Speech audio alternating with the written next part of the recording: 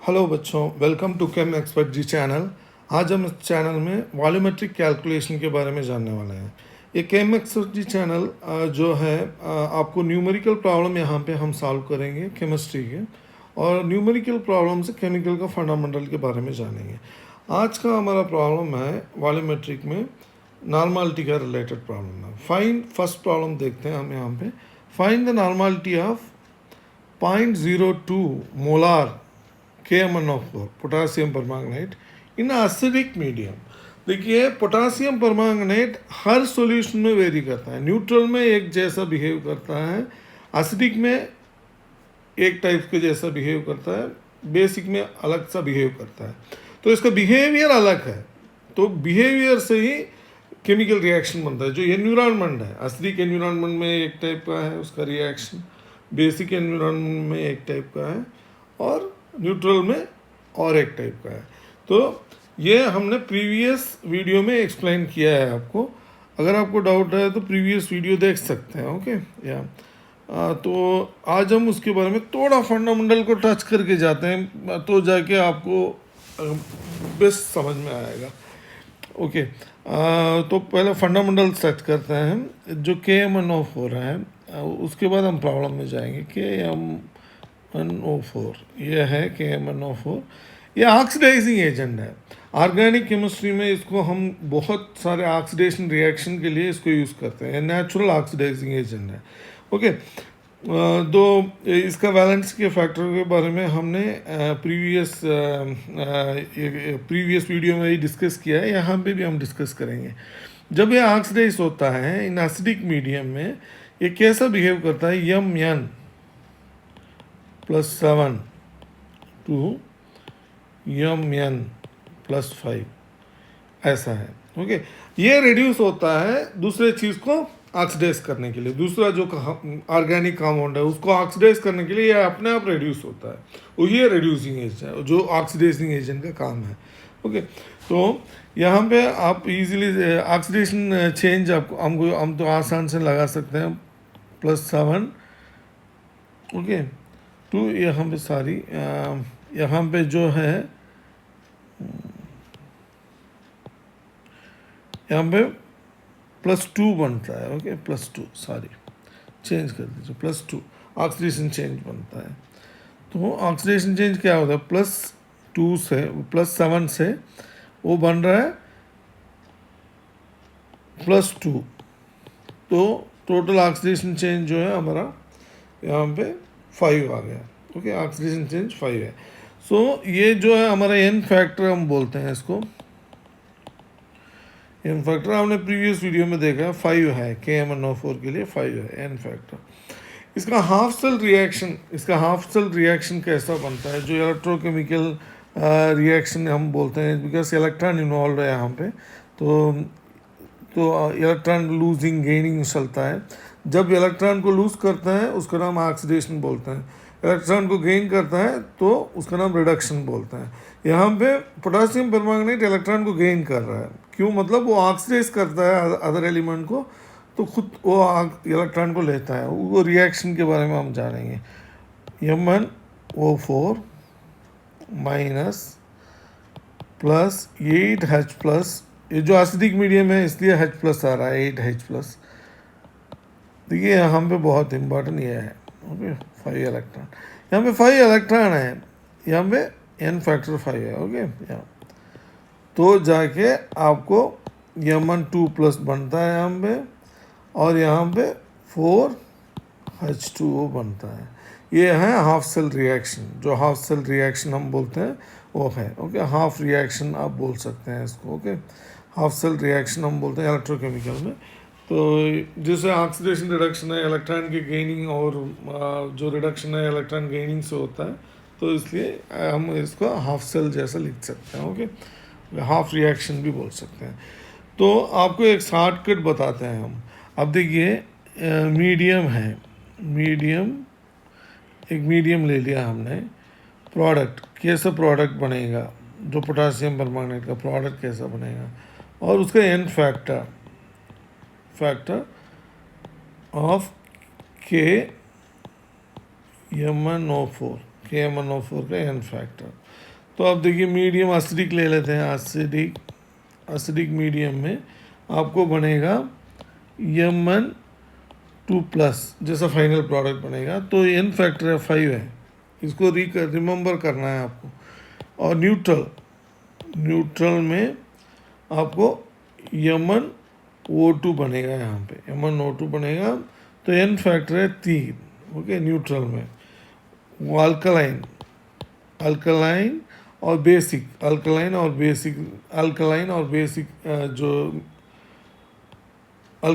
Basic, जो medium है उसमें MnO4 2 minus, okay. Acidic medium में एसिड रहता है, बेसिक मीडियम में क्या रहता है, पोटेशियम हाइड्रोक्साइड हो सकता है, सोडियम हाइड्रोक्साइड हो सकता है, ये सब अल्कलाइन मीडियम है। तो ये एक है, ओके।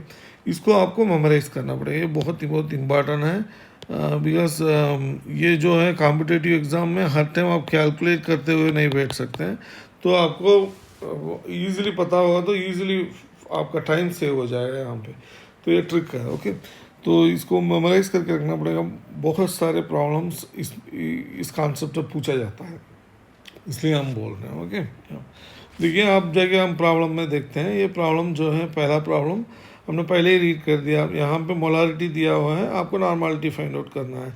हमने पहले ही मतलब जो नॉर्मालिटी का जो इक्वेशन है वो लिखा है हमने। पहला प्रॉब्लम, उसका सोल्यूशन देखेंगे यहाँ पे।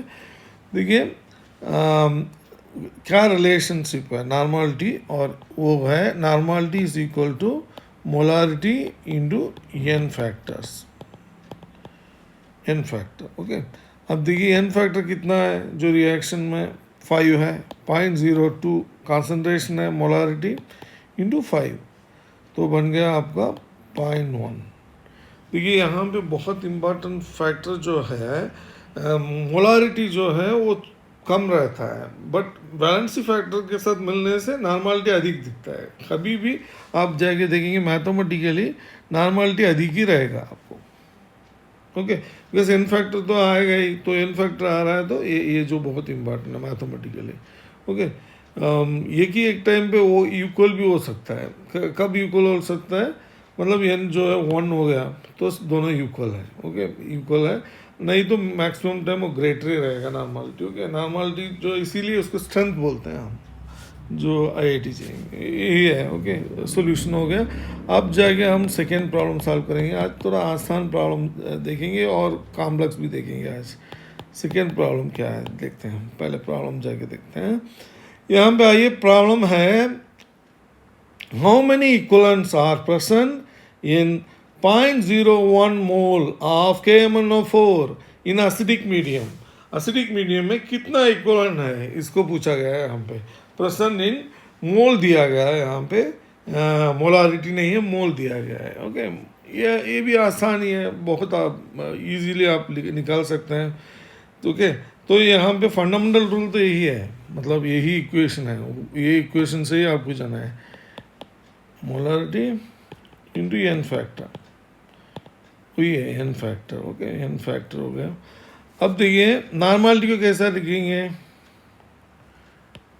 Number of equivalent divided by volume, correct, is equal to, यहाँ पे मोलारिटी को कैसे लिखेंगे, number of moles divided by volume into n factor.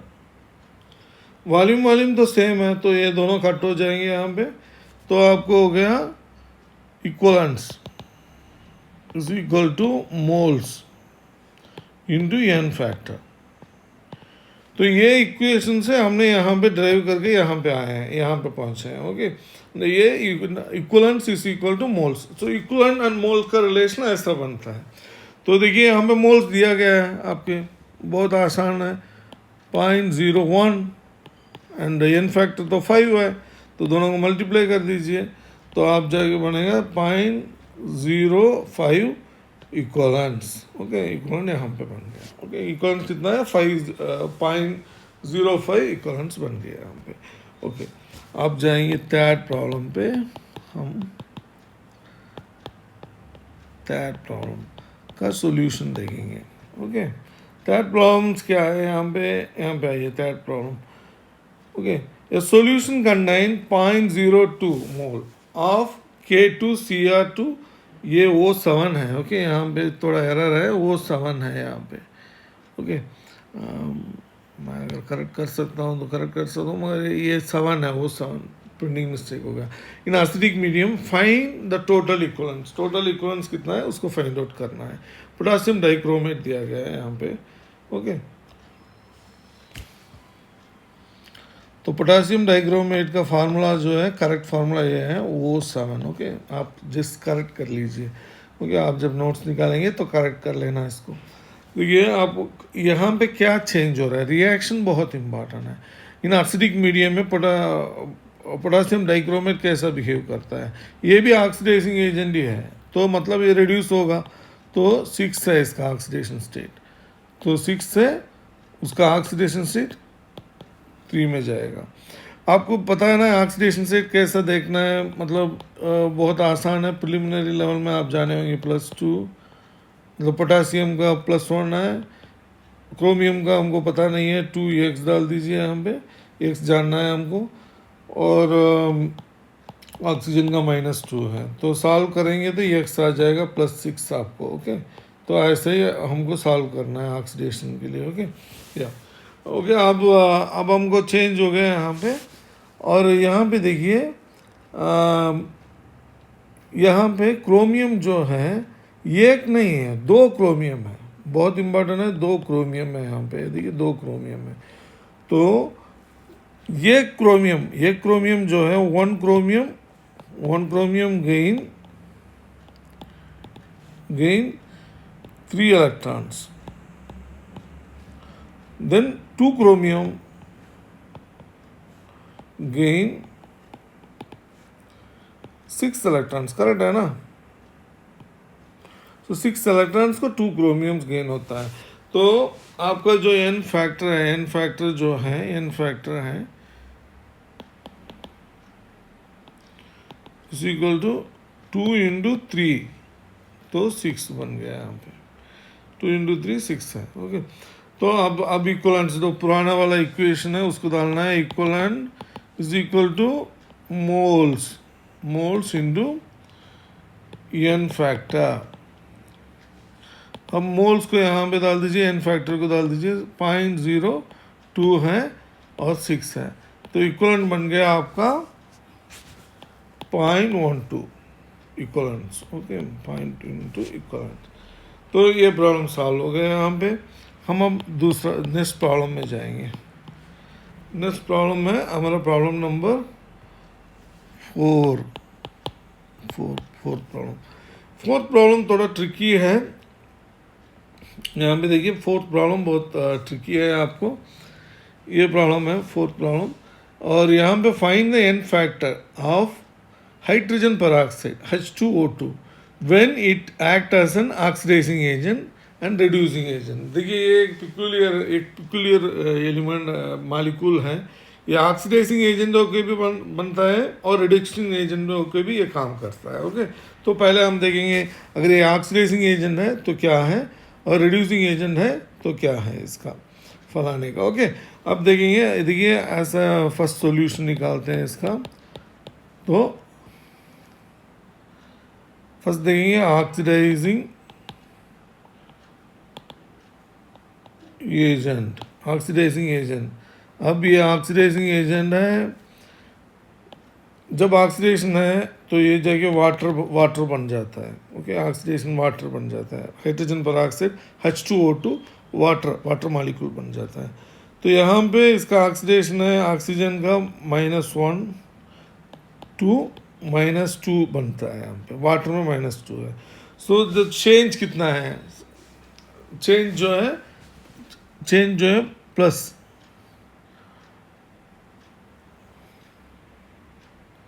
जो चेंज है +2 चेंज है यहाँ पे। ओके, तो पर ऑक्सीजन आइटम के लिए 1 है ऑक्सीडेशन चेंज, जो ऑक्सीडेशन है वो चेंज है 1 है, तो n = 2 है यहाँ पे। Okay, n = 2। Okay, N factor जो है यहाँ पे 2 है जब ये ऑक्सीडाइजिंग एजेंट होके काम करता है। अब जाएंगे रिड्यूसिंग एजेंट। रिड्यूसिंग एजेंट, जब ये रिड्यूसिंग एजेंट होगा तब यहाँ पे क्या बनता है? रिड्यूसिंग एजेंट है तो खुद ये ऑक्सीडाइज होना है इसको, तो वो जाके ये बनेगा O2 बनेगा। ओके, तब यहाँ पे ऑक्सीडेशन स्टेट है -1 ऑक्सीजन का, और यहाँ पे -1 से वहाँ पे पहुँच जाता है 0 में। जब मालिक्यूल है तो इसका O2 मालिक्यूल का 0 है। सो चेंज कितना है? चेंज -1 से 0, -1 एंड 0। ओके, -1 0, तो पर ऑक्सीजन एटम आपका एन फैक्टर जो है -1 है, -1। अब आपको यहाँ पे डाउट आएगा कैसा यहाँ पे टोटल एन फैक्टर कैसा फाइंड आउट करेंगे, ये डाउट तो आएगा ही यहाँ पे आपको। तो इसका डाउट को हम अब यहाँ पे क्लियर करते हैं आपको, जो इलेक्ट्रोकेमिकल रिएक्शन से। देखिए यहाँ पे जब ऑक्सीडेशन होता है, जब ऑक्सीडेशन एजेंट है, अगर H2O2 ऑक्सीडेशन एजेंट है तो H2O2 यहाँ पे 2H+ इन एसिडिक मीडियम, और 2 इलेक्ट्रॉन है गेन कर रहा है, तब जाके आपको H2O2 यहाँ पे बन रहा है, 2 हाइड्रोजन वाटर मॉलिक्यूल यहाँ पे बन रहा है। अगर ऐसे ही हम यहाँ पे लिखेंगे तो यहाँ पे जो है ये जो है रिड्यूसिंग एजेंट, अगर रिड्यूसिंग एजेंट है तो H2O2 रिड्यूस हो रहा है, ऑक्सीजन होके रिड्यूस हो रहा है यहाँ पे, तो आपको 2H+ और 2 इलेक्ट्रॉन यहाँ पे रिलीज होगा। तो ये 2 इलेक्ट्रॉन रिलीज हो रहा है तो एन फैक्टर जो है 2 है। ओके, 2 है, तो यहाँ पे भी एन फैक्टर 2 है। ओके, सो यही इम्पोर्टेंट है। ओके, सो यहाँ पे 2 ऑक्सीजन आइटम है, हर ऑक्सीजन आइटम के लिए एक एक चला जाता है। ओके, पर ऑक्सीजन आइटम। तो ये है आज का फाइंडिंग, और हम आज का प्रॉब्लम फंडामेंटली सॉल्व करने की कोशिश किए हैं। अगर आपको कोई डाउट है और कोई चीज़ का कुछ भी आपको मतलब कमेंट करना है, प्लीज़ कमेंट करिए। और कोई भी क्वेरीज है आपका, और आपका अंडरस्टैंडिंग में कोई डिफ़िकल्टी आप फेस कर रहे हैं, physical chemistry, organic chemistry, inorganic chemistry, तो प्लीज़ कमेंट करिए। और जब आप कमेंट करेंगे तब जाके हमको पता चलेगा आपका डिफ़िकल्टी क्या है, और हम उसको बेहतर तरीके से समझाने की कोशिश करेंगे ज़रूर।